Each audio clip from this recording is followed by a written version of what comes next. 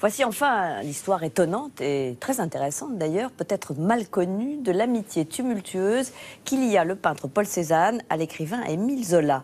Daniel Thompson a choisi de la raconter sur grand écran. Son nouveau film Cézanne et moi, qui sort aujourd'hui, aborde un registre tout à fait nouveau pour la réalisatrice de La Bûche. Guillaume Gallienne et Cézanne, Guillaume Canet et Zola. Et on assiste à la naissance de l'impressionnisme et au succès grandissant de l'auteur des Rougon-Macquart. La peinture d'une époque passionnante dans laquelle Benoît Pichot nous emmène. Comment tu l'appelles déjà ton tableau?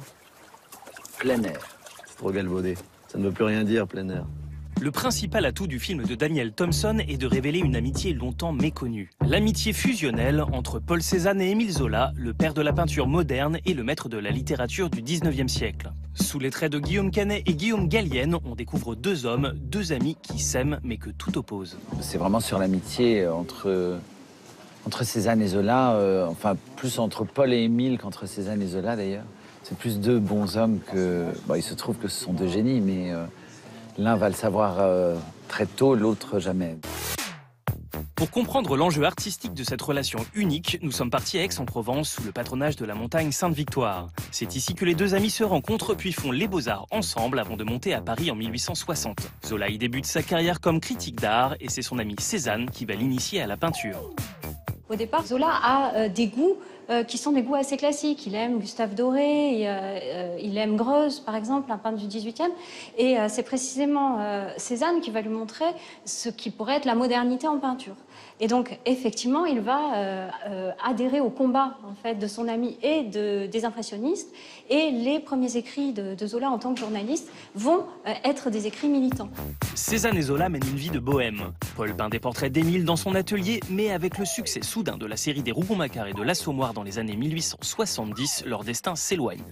Zola est déjà reconnu, il est déjà un écrivain, certes dans la provocation, certes politiquement très marqué, mais avec cette reconnaissance finalement et puis les avantages financiers qui vont avec. Cézanne, lui, continue effectivement à être méconnu, continue à être refusé au salon et n'est pas un artiste comme son ami Zola a été reconnu en tant qu'écrivain. Donc c'est vrai que là, le clivage se fait socialement d'une certaine façon et leur amitié va en prendre un grand coup. C'est quoi ça? Je remercie l'auteur des Rougon-Macquart et lui demande de me permettre de lui serrer la main en songeant aux anciennes années. Depuis quand tu me serres la main? Depuis quand tu me parles à la troisième personne? Ils ont des dossiers en commun, bon, entre autres cette femme qui était l'ex de Cézanne, Gabrielle, qui est devenue la femme de Zola, qui a changé de nom, qui a changé de statut social, ce qui agaçait énormément Cézanne. Puis il y a surtout une vraie séparation de pensée artistique.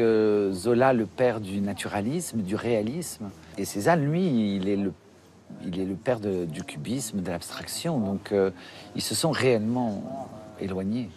Un très ancré dans le 19e et l'autre déjà dans le 20e. Il reproche à Cézanne de manquer de rigueur dans la facture et il a le sentiment d'une sorte de peintre de génie avorté. Il attend un Cézanne dans les années 1866 qui sera un grand peintre et un génie. Et il dit, 10 ans après, il n'a toujours pas abouti. C'est le manque de reconnaissance que Zola a pour Cézanne, pour son travail, pour son œuvre. Cézanne le vit très très mal. Il se sent un peu frustré, il se sent mis à l'écart.